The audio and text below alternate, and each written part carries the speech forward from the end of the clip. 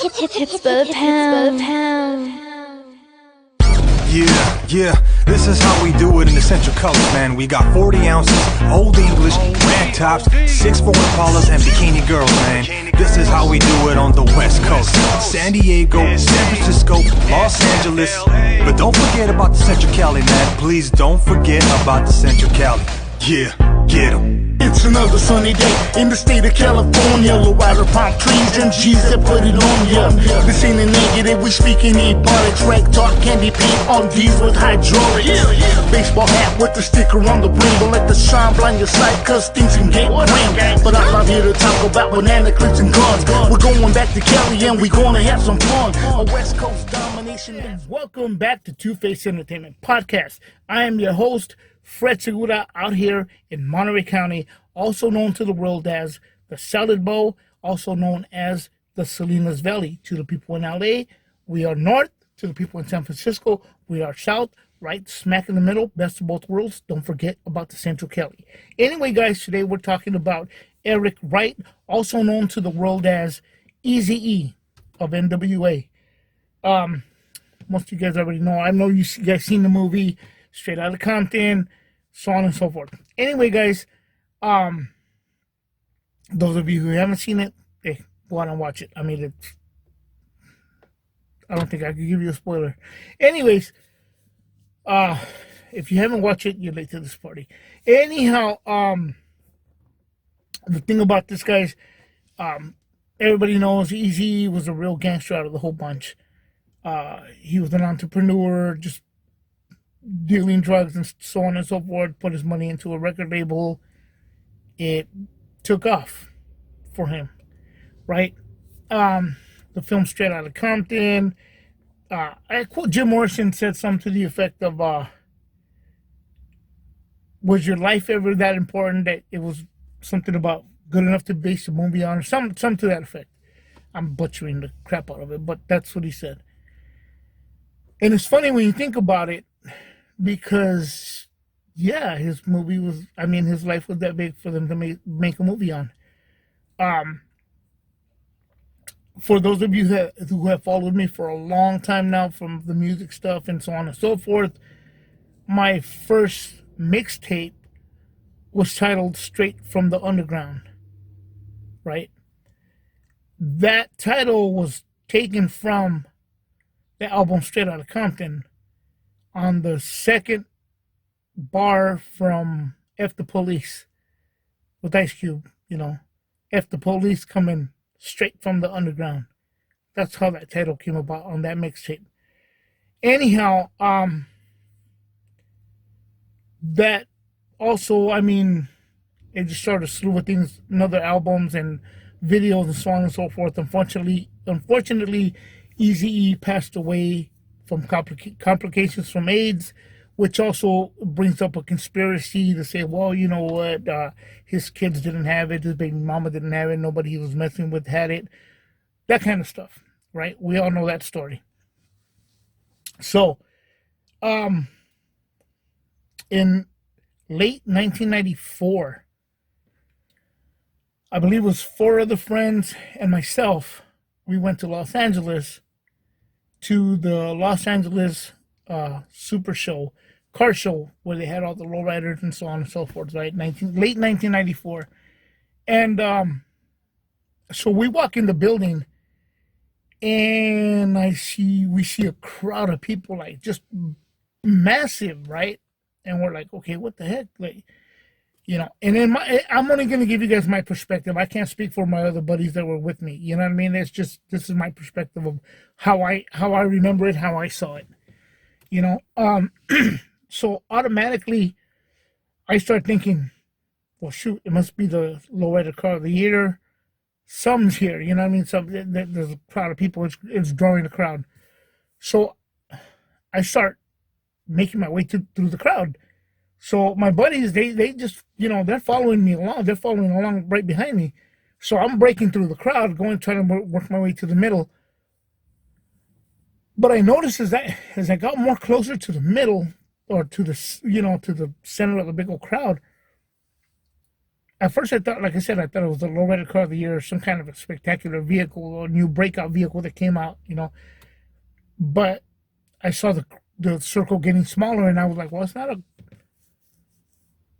a car, And then as I made my way more and more and more, I said, well, maybe it's a bicycle. I mean, you know, it's not a bike. So, well, maybe it's a model car. You know what I mean? A little model car. I'm not talking about a female, but I'm talking about a model car. That's like no. So I'm standing around looking, and I'm not a very tall person, but so I'm looking around. I'm like, okay, what's everybody tripping on? Like, this is kind of weird. Like, oh, what the hell? And the crowd's just going crazy in there. My buddy taps me on the shoulder. He's like, hey. I turn around. He's like, right there, and right smack dab right in front of me. Like right in front of me. I looked and I go, oh shoot, like hey, it was Eazy-E.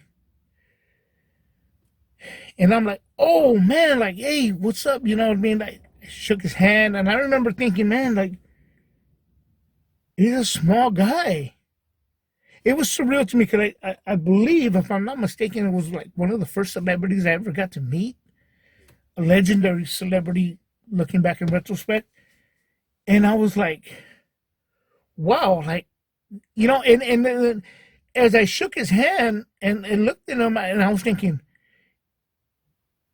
wow, I said, Dr. Day's got to be a way bigger dude than this. I mean, this guy talks a lot of crap for being a guy his size, just all these things came through my head. I saw little details. He had like a circle tattoo, it looked like a cover-up tattoo, and I'm like, wow, like, just the details you couldn't see at that time, like on an album cover or so on, because he had the gloves with the cut off fingers and stuff, but or little things that just kind of passed you by in videos and stuff. So I'm looking at him like he's standing here in the flesh in front of me. I asked him to take a picture. He complied. He had somebody that was like 6'6" standing around with his hand inside his jacket. We took the picture and I was like super proud. I was stoked, man. I was like, wow, that just made me, I could have gone home from there. It was done. It was like, yeah, I'm done. Long story short on that part, my buddy ended up dropping the camera and there's no picture. So yeah, the film got exposed at the time. We're talking 1994, guys. No cell phones, no, stuff like that. So it was done. But anyways, again, I'm only telling you the story from my perspective. Again, there was 4 other friends of mine that were with me at the time. So after that, like I said, but the overall vibe of Eazy-E, he was just a genuine, real dude. I mean, and like I was fortunate enough also to talk to DJ Yella just a couple of days ago on the Rodham radio with Tony A. the Wizard. He picked up my call and I was able to tell him. And again, like I said on there, I mean no disrespect by it. Eazy was dressed just like he was on the Easy Does It album cover. I mean, it was like, wow, this is like, when I look back now, it was like, well, he was just a real dude, but real cool dude though. I mean, just genuine, just a genuine person, and just cool, Anyway, guys, that's really pretty much about it. We went about our business, and that was it. Like I said, I was like so stoked. My day was made, and that was it. As time went on, I got to show my nephews this kind of stuff. And now that I have my kids, I showed my kids the NWA. Some of you may think it's wrong. I get it. But to me, it was like, hey, you know what? This is who I am. This is me as a person, but I'm also there as a father, as a mentor to my kids. So when the film Straight Outta Compton came out, we went to go see it, obviously. And to me, it was like, wow, this is like a surreal moment. It felt weird to me. Like, for me, it was like, wow, I know the story. but it's like a book I've read, but I'm finally gonna see the movie. I'm finally gonna see it in motion. And hands down, guys, it was great. I mean, it was great. There's no, like, oh, this and that. Okay, did they leave a lot of stuff out? Was there a lot of stuff that could have been? Yeah, but I get it. 2.5 hours, guys. Coming from experience of somebody that's cut film and knows a matter of time, I mean, I get it, but was it great? Yeah, no, obviously it was great. Did they pick the right people? I believe so. Um, Everybody did a great job on the film. They looked like the characters, like the individuals of the film. After the film was over, I was leaving. The ushers came out, and they were like waiting right there with the little trash cans and everything else. And I stayed. I stayed till the end of the credits, like ever since Marvel came out. With end credits, I stayed knowing there was going to be an end credit. But me, I just stayed. And I remember some of the ushers were like, "Hey, did you enjoy the film?" And I said, "Yeah, I did." I said, "But you know what's funny?" I go, "I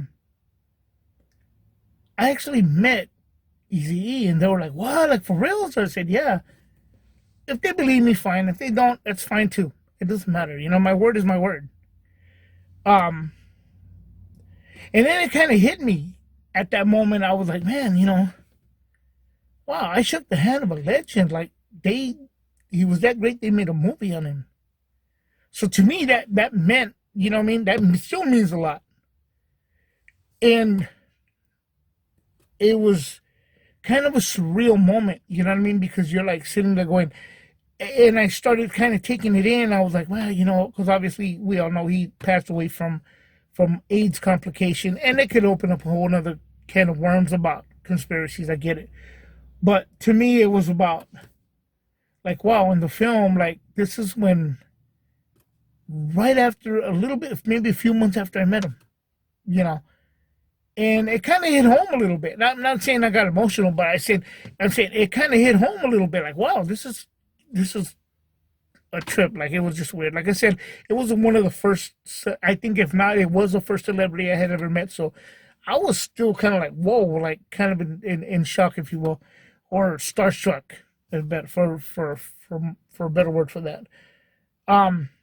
Also, guys, I know since well, you know what? I'll tell you guys this one year, like I think it was '96. My buddy and I, he's my daughter's godfather. So we're in LA in '96, right? And we're driving around Los Angeles, and we're in an RX-7, and we're driving around, and at the time, no internet, no nothing. So we go to Compton, right? We go to Compton. We're trying to find the cemetery. We're trying to find Eazy-E's grave. So we ask a couple of people, and they're like, "Well, I remember those people out here, Da, da, da." I feel stupid doing that now, but hey, whatever. One guy goes. We asked him, I said, "Hey, where's Eazy-E's grave? Is he buried?" He goes, "Man," he goes, "I don't know." And then he kind of looked at us, right? And he says, "What are y'all, some grave robbers or something?" We're like, what the? No, dude, no. But anyhow, fast forward into the 2000s, guys. I happened to be in Los Angeles just a few years ago, and thanks to the internet and all so on and so forth, I was about 30 minutes away, and I said, I'm going. I'm gonna go. I'm gonna go see his grave. My wife says, "No, we have to do that." Nope, I'm this close. I live 5 hours from LA, so 4.5, 5 hours, and I'm like, nope. We went. Fortunately, we went and took a couple of pictures and so on and so forth. My kids went. My kids understood because we had already seen the movie. Like I said, I've raised them through that, and this is before they put the new marker. We haven't gone back since they put the new marker, but we saw the old one. And yeah, man, I'm could people say like, "Oh, well, I don't see the big deal about this." Well, maybe to you it's not. To me it is. And I think it's worth to share with somebody. And I'm happy that I got to share it with my family as well. So with that, guys, I'm sharing it with y'all as well. These are my personal stories. I don't have to come out and say anything. It's stuff that I enjoy, personal stuff I enjoy with my family, and that's what it is. I've also got to meet the keyboard player of the Doors with my nephew, and and then we got to meet the drummer of the Doors, John Densmore, with my kids and my nephew again. So legendary people. It means a lot. Just hey, if it rocks your boat, cool. If not, hey, that's fine too, guys. But I thought I'd share that with you guys today. I think it's a wonderful experience. I sure enjoyed it, and I sure enjoyed sharing it with you. With that, guys, I'm gonna end this short. This is Two-Face Entertainment Podcast. I am your host, Fred Segura, signing out.